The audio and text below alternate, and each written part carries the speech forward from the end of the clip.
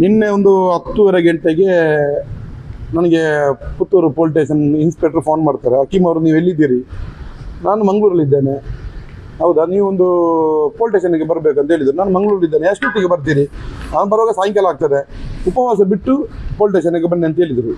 ಆಯಿತು, ಬರ್ತೇನೆ ಸರ್ ಅಂತ ಹೇಳಿದೆ. ನಾನು ಫೋನು ಕಟ್ ಮಾಡಿದೆ. ಅದು ನನ್ನ ಫೋನಲ್ಲಿ ನಾನು ಮಾತಾಡಿದ್ದು. ಇನ್ಸ್ಪೆಕ್ಟರ್ನ ಫೋನಲ್ಲಿ ಮಾತಾಡಿದ್ದಲ್ಲ, ಬೇರೆಯವ್ರ ಫೋನಲ್ಲಿ ಮಾತಾಡಿದ್ದು. ನಾನು 6 ಗಂಟೆಗೆ ಮನೆಗೆ ರೀಚ್ ಆದ ಕೂಡಲೇ ಸಬ್ ಇನ್ಸ್ಪೆಕ್ಟರ್ ಫೋನ್ ಮಾಡಿದರು. ಹಕೀಮ್ ಅವ್ರು ಎಲ್ಲಿದ್ದೀರಿ? ನಾನು ಈಗ ಬಂದೆ ಸರ್, ಉಪವಾಸ. ಇವತ್ತು 17ನೇ ರಾತ್ರಿ, ಒಳ್ಳೆ ದಿವಸ ಇವತ್ತು. ನಾನು ಮನೆಯಲ್ಲಿ ಉಪವಾಸ ಬಿಟ್ಟು ಇವತ್ತು ಮನೇಲಿ ಇರ್ತೇನೆ. ಇನ್ಸ್ಪೆಕ್ಟರ್ ಬರಲಿಕ್ಕೆ ಹೇಳಿದ್ದಾರೆ, ನಾಳೆ ಬೆಳಿಗ್ಗೆ ಬರ್ತೇನೆ. ಅಲ್ಲ ಬರಬೇಕು, ಈಗ ಬರಬೇಕು ಅಂತ ಹೇಳಿದರು.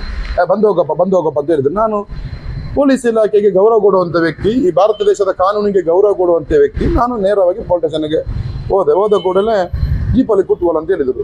ಜೀಪಲ್ಲಿ ಕೂತ್ಕೊಳ್ಳಿಕ್ಕೆ ಏನಾಗಿದೆ ಸರ್? ಏನಾದರೂ ನನ್ನ ಮೇಲೆ ಯಾರಾದರೂ ಕಂಪ್ಲೇಂಟ್ ಕೊಟ್ಟಿದ್ದಾರಾ? FIR ಆಗಿದಾ? ಜೀಪಲ್ಲಿ ಯಾಕೆ ಕೂತ್ಕೊಳ್ಬೇಕು? ನಾನು ನನ್ನ ಕಾರಲ್ಲಿ ಬಂದಿದ್ದೇನೆ, ನಾನು ನನ್ನ ಕಾರಲ್ಲಿ ಕೂತ್ಕೊಳ್ತೇನೆ.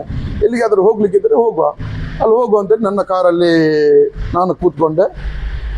ಒಂದು ASI ಅನ್ನು ನನ್ನ ಕಾರಲ್ಲಿ ಕೂರಿಸಿದರು. ಎದುರಿಂದ 2 ಜೀಪು, ಟ್ರಾಫಿಕ್ನವರ ಜೀಪು ಮತ್ತು ಇನ್ಸ್ಪೆಕ್ಟರ್ನ ಜೀಪು, ನನ್ನ ಕಾರು ನಡುವಿನಲ್ಲಿ. ಹಿಂದೆಯಿಂದ ಸಬ್ ಇನ್ಸ್ಪೆಕ್ಟರ್ ಜೀಪು ಕರ್ಕೊಂಡು ನನ್ನನ್ನು ಮಂಗಳೂರು ರೋಡಿಗೆ ಕರ್ಕೊಂಡು ಹೋದ್ರು. ನನಗೆ ಎಲ್ಲಿಗೆ ಅಂತ ಗೊತ್ತಿಲ್ಲ. ಅಷ್ಟೊತ್ತಿಗೆ ನನಗೆ ಏನೋ ಒಂದು ಡೌಟ್ ಬಂತು. ನನ್ನನ್ನು ಏನೋ ಮಾಡಲಿಕ್ಕೆ ಇವರು ಹೊರಟಿದ್ದಾರೆ, ನನ್ನನ್ನು ಎನ್ಕೌಂಟರ್ ಮಾಡಲಿಕ್ಕೆ ಹೊರಟಿದ್ದಾರೆ, ನನ್ನನ್ನು ಮುಗಿಸ್ಲಿಕ್ಕೆ ಹೊರಟಿದ್ದಾರೆ. ಇದು ಶಾಸಕರ ಒತ್ತಡ ಇದೆ ಅಂತ ನನ್ನ ಗಮನಕ್ಕೆ ಬಂದು ನಾನು ತಕ್ಷಣವೇ ನನ್ನ ಮತ್ತೊಂದು ಮೊಬೈಲಲ್ಲಿ, ನನ್ನ ಮೊಬೈಲ್ ತೆಗೆದಿಟ್ಟಿದ್ರು, ಮತ್ತೊಂದು ಮೊಬೈಲಲ್ಲಿ ನಾನು ಸಂಬಂಧಪಟ್ಟವರಿಗೆ, ಉಳ್ಳಲ ನಮ್ಮ ಆಪ್ತರಿಗೆ ಎಲ್ಲ, ಸ್ಪೀಕರ್ ಆಪ್ತ P ಅವರಿಗೆಲ್ಲ ನಾನು ಮಾಹಿತಿ ಕೊಟ್ಟೆ. ನನ್ನನ್ನು ಈ ಥರ ಕರ್ಕೊಂಡು ಹೋಗ್ತಾ ಇದ್ದಾರೆ, ಎಲ್ಲಿಗಂತ ಗೊತ್ತಿಲ್ಲ, ನನ್ನನ್ನು ಮೊಬೈಲಲ್ಲಿ ತೆಗೆದಿಟ್ಟಿದ್ದಾರೆ. ಆಗ ನೀವು ಮಾತಾಡೋದು ಯಾವ ಮೊಬೈಲ್? ನನ್ನ ಮತ್ತೊಂದು ಮೊಬೈಲಲ್ಲಿ ಮಾತಾಡ್ತಾ ಇದ್ದಾನೆ ಅಂತ ಹೇಳಿದೆ. ಅಷ್ಟು DSP ಕಚೇರಿಗೆ ಕರ್ಕೊಂಡು ಹೋದರು. 3 ಜೀಪು ನನ್ನನ್ನು ಒಳಗೆ ಕರ್ಕೊಂಡು ಹೋದರು. DSP ಅದು ಮಾತನಾಡಿದರು. ಏನು ಬೆದರಿಕೆ ಆಗ್ತಾ ಇದೆ ಅಂತ ಕೇಳಿದ್ರು. ನಾನು ಬೆದರಿಕೆ ಯಾರಿಗೆ ಆಗಲಿಲ್ಲ. ಅಲ್ಲ, ಕೋಮು ಭಾಷಣ ಮಾಡ್ತೀವಿ ಅಂತ ಹೇಳಿ. ಯಾವುದು ಕೋಮು ಭಾಷಣ ಮಾಡಲಿಲ್ಲ ಸರ್. ಏನಿದೆ ಅದು ಪ್ಲೇ ಮಾಡಲಿಕ್ಕೆ ಹೇಳಿದರು ಇನ್ಸ್ಪೆಕ್ಟರ್ ಹತ್ರ. ಇನ್ಸ್ಪೆಕ್ಟರ್ ಪ್ಲೇ ಮಾಡುವಾಗ ಅದರಲ್ಲಿ ಇರುವುದೇನು? ಅಶೋಕ್ ರೈ ಅವರು ಇದೇ ಥರ ಮುಂದುವರಿಸಿಕೊಂಡು ಹೋದರೆ ಇಲ್ಲಿ ಪುತ್ತೂರಲ್ಲಿ ಒಂದು ಗ್ರಾಮ ಪಂಚಾಯತ್ ಸದಸ್ಯ ಕೂಡ ಕಾಂಗ್ರೆಸ್ ಸದಸ್ಯನಾಗಲಿಕ್ಕೆ ಸಾಧ್ಯ ಇಲ್ಲ, ಗೆಲ್ಲಲಿಕ್ಕೆ ಸಾಧ್ಯ ಇಲ್ಲ. ಇನ್ನು ಮುಂದಕ್ಕೆ ಈ ಮುಸ್ಲಿಂ ಸಮುದಾಯಕ್ಕೆ ಇದೇ ಥರ ಅನ್ಯಾಯ ಮಾಡಿಕೊಂಡು ಹೋದರೆ ನಾವು ಮುಸಲ್ಮಾನರು ಪ್ರತ್ಯೇಕವಾಗಿ ನಾವು ಸ್ಪರ್ಧೆ ಮಾಡಿ ನಾವು ಗೆದ್ದು ಪಕ್ಷವನ್ನು ಬಲಪಡಿಸಬೇಕಂತೇಳಿ ಒಂದು ವಾಯ್ಸ್ ಹಾಕಿದ್ದೆ. ಇಂಥ ಕೋಮುವಾದಿಗೆ, ನಮ್ಮ ಪಕ್ಷದಲ್ಲಿ ಇರುವಂಥ ಕೋಮುವಾದಿಗಳಿಗೆ ನಾವು ತಕ್ಕದ ಉತ್ತರ ಕೊಡಬೇಕಂತೇಳಿ ವಾಯ್ಸ್ ಹಾಕಿದ್ದೆ. ಅದೇ ವಾಯ್ಸನ್ನಿಟ್ಟು ನನ್ನ ಮೇಲೆ ಕಂಪ್ಲೇಂಟ್ ಕೊಟ್ಟಿದ್ದಾರೆ.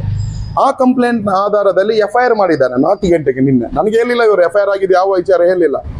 4 ಗಂಟೆಗೆ FIR ಮಾಡಿದ್ದಾರೆ ನಿನ್ನೆ ಸಾಯಂಕಾಲ. ಇವರು ಕೊಟ್ಟಿದ್ದು ಬೆಳಿಗ್ಗೆ ಕಂಪ್ಲೇಂಟ್. MLA ಕಚೇರಿಯಲ್ಲಿ ಮೀಟಿಂಗ್ ಮಾಡಿ ಕಂಪ್ಲೇಂಟ್ ಕೊಟ್ಟಿಗೆ ಹೋಗಿದ್ದು. ನಮ್ಮ ಬ್ಲಾಕ್ ಕಾಂಗ್ರೆಸ್ ಅಧ್ಯಕ್ಷ ಕೃಷ್ಣ ಪ್ರಸಾದ್ ಆಳ್ವಾ, ಪೂರ್ಣೇಶ, ಬೇರೆ ನಮ್ಮ ಕಮ್ಯುನಿಟಿನ ಒಬ್ಬನನ್ನು ಸೇರಿಸಿದ್ದಾರೆ. ಯಾಕೆಂದರೆ ನಮ್ಮ ಕಮ್ಯುನಿಟಿ ಕೂಡ ನನಗೆ ಇದು ವಿರೋಧ ಇದೆ ಅಂತ ಹೇಳಿ ತೋರಿಸ್ಬೇಕಲ್ಲ, ಇರಲಿ. ಆ ಥರ ಮಾಡಿ ನನಗೆ ಅಲ್ಲಿ ಮೊಬೈಲೆಲ್ಲ ತೆಗೆದಿಟ್ಟಿದ್ರು. ಹಾಗೆ ಮಾಡಿದರೆ ಹೀಗೆ ನಿನ್ನನ್ನು ಗಡಿಪಾರು ಮಾಡ್ತೇನೆ, ನೀನು ರೌಡಿ ಲಿಸ್ಟಲ್ಲಿ ಇದ್ದಿ, ನೀನು 107ನಲ್ಲಿ ಇದ್ದಿ, ನಿನ್ನನ್ನು ಹಿಂದೆ ಗಡಿಪಾರು ಮಾಡಿದ್ದೇವೆ ನಾವು, ಆ ಗಡಿಪಾರದನ್ನು ನಾವು ಮೂವ್ ಮಾಡ್ತೇವೆ. ಗಡಿಪಾರು ಮಾಡಿದ್ದಕ್ಕೆ ನಾನು ಮರುದಿವಸ ಕೋರ್ಟಲ್ಲಿ ಸ್ಟೇ ತಂದಿದ್ದೇನೆ. ಹೈಕೋರ್ಟ್ ಚೀಮಾರಿ ಹಾಕಿದೆ. ಯಾವ ಆಧಾರದಲ್ಲಿ ನೀವು ಅವನನ್ನು ಗಡಿಪಾರು ಮಾಡಿದ್ದೀರಿ ಅಂತ ಹೈಕೋರ್ಟ್ ಕೇಳಿದ್ದಕ್ಕೆ ಇನ್ನೂ ಉತ್ತರ ಕೊಟ್ಟಿಲ್ಲ ಇವರು. ಅಲ್ಲ, ಹಾಗೆ ಬಿಡ್ಲಿಕ್ಕೆ ಆಗೋದಿಲ್ಲ. ಇನ್ನೂ ಯಾರಾದರೂ ಕೊಂದರೆ ಯಾರು ಜವಾಬ್ದಾರಿ? ಒಬ್ಬರನ್ನು ಕೊಂದಾಯಿತು, ನೀನನ್ನು ಕೊಂದರೆ, ನನ್ನನ್ನು ಕೊಲ್ಲುವುದಾದರೆ ಪೊಲೀಸ್ ಇಲಾಖೆ ಅವರಿಗೆ ಶಿಕ್ಷೆ ಕೊಡಬೇಕಂತ ಹೇಳಿದೆ. ನನ್ನನ್ನು ಯಾರು ಕೊಲ್ತಾರೆ ಅಂತೇಳಿ ನಾನು ಭಯಪಟ್ಟು ಮನೆಯಲ್ಲಿ ಕೂತ್ಕೊಳ್ಳಿಕ್ಕೆ ಆಗ್ತದಾ? ನಾನು ಸೋಷಿಯಲ್ ವರ್ಕ್ ಮಾಡೋರು. ನಾನು ದಿನನಿತ್ಯ ಮಂಗಳೂರಿಗೆ ಹೋಗ್ತಾ ಇದ್ದೇನೆ, ಸಾವಿರಾರು ರೋಗಿಗಳಿಗೆ ಸೇವೆ ಮಾಡ್ತಾ ಇದ್ದೇನೆ. ಅದು ನೀವು ಆ ಥರ ನಮ್ಮ ಹತ್ರ ಹೇಳ್ಬಾರ್ದು. ಇನ್ಸ್ಪೆಕ್ಟರ್ ಇದು, ಖುದ್ದು ಇನ್ಸ್ಪೆಕ್ಟರ್ ಚೇಂಬರಲ್ಲಿ ಹೇಳಿದ್ದು. ಎಲ್ಲ ನಮ್ಮ ಸಮುದಾಯದ ನಾಯಕರು ಇದ್ದರು. ಸಮುದಾಯದ ನಾಯಕರು ಎಲ್ಲರೂ 100 ಜನ ನಿನ್ನೆ ಸ್ಟೇಷನ್ಗೆ ಬಂದಿದ್ದರು. ಎಲ್ಲರೂ ನನಗೆ ಬಹಿರಂಗವಾಗಿ ಬೆಂಬಲಿಸ್ತಾ ಇದ್ದಾರೆ. ನಾನು ಮಾತನಾಡಿದ್ದು ಸರಿ, ಇದು ಅದು ಕಮ್ಯುನಲ್ ಅಲ್ಲ ಅಂತೇಳಿ. ಕಮ್ಯುನಲ್ ಇಶ್ಯೂ ಯಾರು ಮಾತನಾಡೋದು? ಮೊನ್ನೆ ಸುಲಿಬೈಲೆ ಬಂದು ಮಾತನಾಡಿದಲ್ಲ, ಅದರ ಬಗ್ಗೆ ಇವರು ಕೇಸ್ ಮಾಡಬೇಕು. ಈ ಪುತ್ತೂರಿನ ಬ್ಲಾಕ್ ಕಾಂಗ್ರೆಸ್ ಅಧ್ಯಕ್ಷರು ನನ್ನ ಮೇಲೆ ಕಂಪ್ಲೇಂಟ್ ಕೊಡೋದಲ್ಲ, ಸುಲಿಬೈಲೆ ಮೇಲೆ ಪೊಲೀಸ್ ಸ್ಟೇಷನ್ ಹೋಗಿ ಕಂಪ್ಲೇಂಟ್ ಕೊಡಬೇಕಿತ್ತು. ನಾನೊಬ್ಬ ಮುಸಲ್ಮಾನನ ಮೇಲೆ ಕಂಪ್ಲೇಂಟ್ ಕೊಡ್ಲಿಕ್ಕೆ ಇವರಿಗೆ ಸುಲಭ, ಯಾರು ಕೇಳುವವರಿಲ್ಲ. ಮುಸಲ್ಮಾನರಿಗೆ ಏನು ಮಾಡಿದ್ರು ಇಲ್ಲಿ ಕೇಳುವವರಿಲ್ಲಲ್ಲ. ಕಾಂಗ್ರೆಸ್ ಪಕ್ಷದಲ್ಲಿ ರಾತ್ರಿ ಹಗಲು ದುಡಿಲಿಕ್ಕೆ ಮಾತ್ರ ಮುಸಲ್ಮಾನರು ಬೇಕಾಗಿದ್ದು. ಮುಸಲ್ಮಾನರ ಓಟು ಪಡೆದು ಮುಸಲ್ಮಾನರ ಬೆವರವರಿಸಿ ಗೆದ್ದ ಶಾಸಕರು ಇವರು. ಮುಸಲ್ಮಾನರಿಗಾಗಿ ಏನು ಮಾಡಿದ್ರು? ಒಬ್ಬ ಆಜಾದ್ ಅಂತೇಳಿ ಅವರಿಗೆ ಅವರದೇ ಏಜೆಂಟ್. ಏಕೆಂದರೆ ಅವರ ರಿಕ್ಷಾ ಸ್ಟ್ಯಾಂಡ್, ಬಸ್ ಸ್ಟ್ಯಾಂಡ್ ಎಲ್ಲ ಮಾಡುವವರು ಯಾರು? ಆಜಾದ್. ಅವರಿಗೆ ಅಲ್ಪಸಂಖ್ಯಾತ ಕೋಟದ ಅಧ್ಯಕ್ಷ ಮಾಡಿಬಿಟ್ಟಿದ್ದಾರೆ. ಯಾಕೆಂದರೆ ಇವರದ್ದು ಅಲ್ಲಿಗೆ ಹೋಗೋದು. ಅವರು ಅಲ್ಲಿ ಕಂಬಳಕ್ಕೆ ಫ್ಲೆಕ್ಸ್ ಹಾಕ್ತಾ ಇದ್ದಾರೆ. 3,000 ರೂಪಾಯಿ ಖರ್ಚು ಮಾಡಿ 10-20 ಫ್ಲೆಕ್ಸ್ ಹಾಕಿದ್ದಾರೆ. ಯಾವ ದುಡ್ಡಿಂದ? ಇದೇ ರಿಕ್ಷಾ ಸ್ಟ್ಯಾಂಡು, ಬಸ್ ಸ್ಟ್ಯಾಂಡ್ ಎಲ್ಲ ಅಲ್ಲಿ ಕಟ್ಟಲಿಕ್ಕೆ ಕೊಡ್ತಾ ಇದ್ದಾರೆ. ಅವರಿಗೆ ಏನಪ್ಪ ಇಲ್ಲಿ ಅಶೋಕ್ ರೈ ಅವರ ವಿರುದ್ಧ ನಾನು ಮಾತಾಡಲಿಕ್ಕೆ ಕಾರಣ ಅಂತ ಹೇಳಿದರೆ, ಇವರಿಗೆ ಕೆಲವು ರೌಡಿಗಳನ್ನಿಟ್ಟು ನನಗೆ ಬೆದರಿಸೋದು, ಆ ಕೊಲೆ ಆರೋಪ ಇದ್ದಂಥ ವ್ಯಕ್ತಿಗಳನ್ನ ಬೆದರಿಸೋದು. ಬೇರೆ ಬೇರೆ ಕೇಸ್ ಇದ್ದವರ ಬಗ್ಗೆ ನನ್ನ ಎದುರಿಸಿ ಬೆದರಿಸಿದ್ದು, ವಾಟ್ಸಪ್ ಕಾಲ್, ಇಂಟರ್ನೆಟ್ ಕಾಲ್ ಮಾಡಿ ನಿನ್ಗೆ ಅಶೋಕ್ ರೈ ಬಗ್ಗೆ ಮಾತಾಡಲಿದ್ರೆ ನಿನ್ಗೆ ನಿದ್ರೆ ಬರುವುದಿಲ್ಲವಾ? ಇದೇ ಪೊಲೀಸ್ನವ್ರಿಗೆ ಹೇಳೋದು, ನೀನ್ ಯಾಕೆ ಎಮ್ ಎಲ್ ಎ ವಿರುದ್ಧ ಮಾತನಾಡಬೇಕು, ಬಾಕಿದ್ದವ್ರು ಇಲ್ಲ ಮಾತನಾಡಲಿಕ್ಕೆ, ನೀನ್ ಯಾಕೆ ಮಾತನಾಡಬೇಕು, ನಿನಗೆ ಏನು ಸಂಬಂಧ ಕಾಂಗ್ರೆಸ್ಸಿಗೆ ಅಂತ ಕೇಳುದು. ಕಾಂಗ್ರೆಸ್ ನನ್ನ ಪಕ್ಷ, ನಾನು ಕಟ್ಟಿ ಬೆಳೆಸಿದ ಪಕ್ಷ. ಒಂದು ಓಟ್ ಇಲ್ಲದ ಸಂದರ್ಭದಲ್ಲಿ ಒಂದು ಅಲ್ಲಿ ನಗರಸಭೆ ಎಲೆಕ್ಷನ್ ನಲ್ಲಿ ಗೆದ್ದು ತೋರಿಸಿದಂತ ವ್ಯಕ್ತಿ ಜಿಲ್ಲಾಧ್ಯಕ್ಷರು ಪ್ರಚಾರಕ್ಕೆ ಬರುವುದಿಲ್ಲ. ನಾನು ಕರೆದಾಗ ಹರೀಶ್ ಕುಮಾರ್ ಸರ್ ಯಾಕೆ ಬರುವುದಿಲ್ಲ, ಇಲ್ಲ ಅಲ್ಲಿ ಕಾಂಗ್ರೆಸ್ ಗೆಲ್ಲುವುದಿಲ್ಲ, ಅಲ್ಲಿ SDPI ಗೆಲ್ಲುವುದು, ನಮ್ಗೆ ಮುಖಭಂಗ ಆಗ್ತದಲ್ಲ ಕಿಮ್ಮ ಬಂದ್ರೆ. ಅಲ್ಲಿ SDPI ಸ್ಟ್ರಾಂಗ್ ಇದೆ ಅಂತ ಹೇಳಿ ನಮ್ಗೆ ಮಾಹಿತಿ ಸಿಕ್ಕಿದೆ. ನೀವು ಒತ್ತಡ ಹಾಕಿ ಯಾರಿಗೂ ಟಿಕೆಟ್ ಕೊಡಿಸಿದಿರಲ್ಲ, ಅಲ್ಲಿ ಗೆಲ್ಲುವುದಿಲ್ಲ, ಗೆದ್ದಿಲ್ಲ ಆದ್ರೆ ನನ್ನ ಫೋನ್ ರಿಸೀವ್ ಮಾಡಬೇಡಿ, ಕಾಂಗ್ರೆಸ್ ಕಚೇರಿಗೆ ಕಾಲಿಡ್ಲಿಕ್ಕೆ ಬಿಡಬೇಡಿ ಅಂತ ಅವತ್ತು ಚಾಲೆಂಜ್ ಹಾಕಿ ಗೆಲ್ಲಿಸಿ ಕೊಟ್ಟಿದ್ದೆ ನಾವು. ಆಗ ಅವತ್ತು ಗೊತ್ತು ಕಾಂಗ್ರೆಸ್ ಬಗ್ಗೆ. ನಾನು ಪಕ್ಷ ವಿರೋಧಿ ಯಾರ ವಿರೋಧ ಮಾತನಾಡಿದರೆ ನನ್ನ ಪಕ್ಷದಿಂದ ಹೊರಗಡೆ ಹಾಕ್ಬೇಕು ಹೊರತು ಪೊಲೀಸ್ ಸ್ಟೇಷನ್ಗೆ ಕಂಪ್ಲೇಂಟ್ ಕೊಟ್ಟು ಪೊಲೀಸ್ ಇಲಾಖೆಯನ್ನು ದುರುಪಯೋಗ ಮಾಡಿ ನನ್ನ ಬಾಯಿ ಮಾಡಿಸಲಿಕ್ಕೆ ಹೊರಟಿದ್ರೆ ಅದು ಇವರ ಮೂರ್ಖತನ.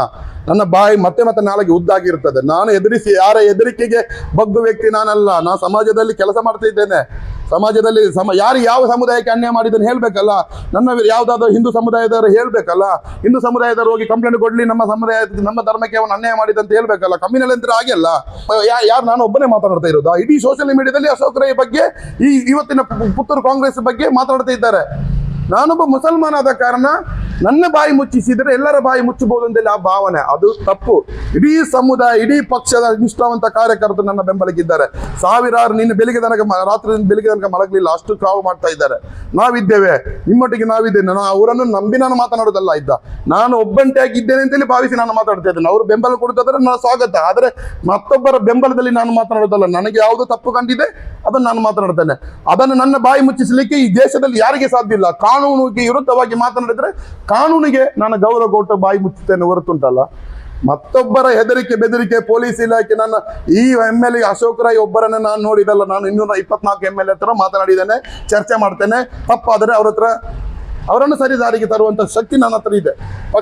ಪಕ್ಷದ ನಾಯಕ ರಾಜ್ಯಾಧ್ಯಕ್ಷ ತಪ್ಪು ಮಾಡಿದಾಗ ಅವರ ವಿರುದ್ಧ ಮಾತನಾಡಿದ್ದೇನೆ. ಅದೆಲ್ಲ ಇವರಿಗೆ ಗೊತ್ತು. ನೀನು ಯಾರು ಕೇಳುದು ಇವರು? ನೀನು ಯಾರು ಕೇಳುದು? ಪೊಲೀಸಿನವರು ಕೇಳುದು ನನ್ನ ಹತ್ರ. ಇದು ಪ್ರಜಾಪ್ರಭುತ್ವ ದೇಶ. ಇವರಿಗೆ ಪಕ್ಷದಲ್ಲಿ ನನ್ನನ್ನು ಉಚ್ಚಾಟನೆ ಮಾಡಲಿ, ದಮ್ಮು ತಾಕತ್ತಿದ್ರೆ ಆಳುವ ಉಚ್ಚಾಟನೆ ಮಾಡಲಿ. ಇವನಿಗೆ ಕಾಂಗ್ರೆಸ್ ಪಕ್ಷಕ್ಕೆ ಯಾವುದೇ ಸಂಬಂಧ ಇಲ್ಲ ಇಲ್ಲಿ. ಮತ್ತೆ ನಾನು ಪ್ರೂಫ್ ಪಡೆದಿದ್ದೇನೆ.